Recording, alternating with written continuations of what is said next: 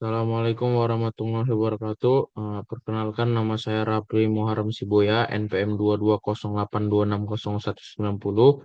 Jadi di blok psikiatri ini, jadi ada tugas dari blok psikiatri. Jadi di sini saya akan menjelaskan tentang fobia. Jadi yang pertama itu dari definisi terlebih dahulu. Jadi definisi fobia ini adalah perasaan takut yang berlebihan yang terjadi pada seseorang terhadap situasi atau objek tertentu.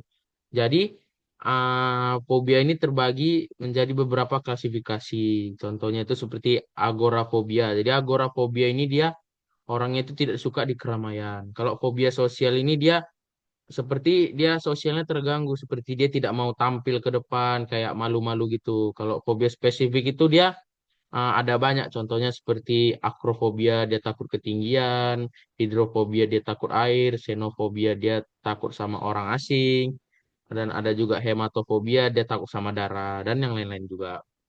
Jadi, patofisiologi dari fobia ini dia tuh melibatkan hiperaktivitas amigdala dan insula. Nah, jadi area otak yang berhubungan dengan respon emosi negatif serta pola belajar seperti trauma langsung, observasi atau transmisi informasi verbal. Jadi, paparan terhadap pemicu fobia mengaktifkan sistem saraf simpatik dan menyebabkan respon fisik seperti detak jantung cepat, berkeringat, dan napas tersengal-sengal.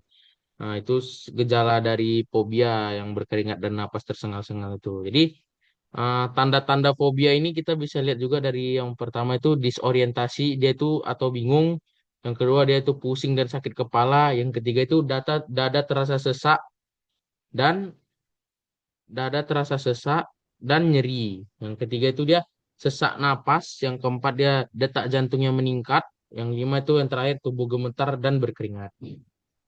Jadi faktor risiko dari fobia ini, yang pertama itu dia riwayat keluarga atau faktor genetik. Bisa disebabkan karena itu juga. Yang kedua, cedera psikologis atau peristiwa traumatis. Yang ketiga, karakteristik diri. Yang keempat, usia.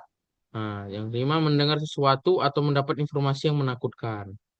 Oke, selanjutnya ke tata laksananya. Jadi tata laksana dari fobia ini kita bisa melakukan terapi CBT, cognitive behavior therapy, bisa juga dilakukan exposure therapy atau systematic desensitization, relaxation training, dan juga kita bisa memberikan obat golongan SSRI seperti sertralin dan paroxetin. Jadi pencegahan dari fobia ini kita bisa bisa kita bilangkan ke pasiennya atau ke keluarganya, kenali dan kendalikan stres sejak dini. Yaitu gunakan teknik relaksasi, meditasi, atau olahraga teratur. Yaitu bangun pola pikir positif terhadap situasi atau benda yang menimbulkan rasa takut. Hindari penghindaran yang berlebihan. Jadi edukasi yang bisa kita berikan kepada orang fobia ini adalah obat-obatan hanya membantu sementara dan harus sesuai resep dokter. Jadi jangan gunakan alkohol atau obat penenang tanpa pengawasan medis. Keluarga memberi dukungan dan tidak memaksa pasien tersebut.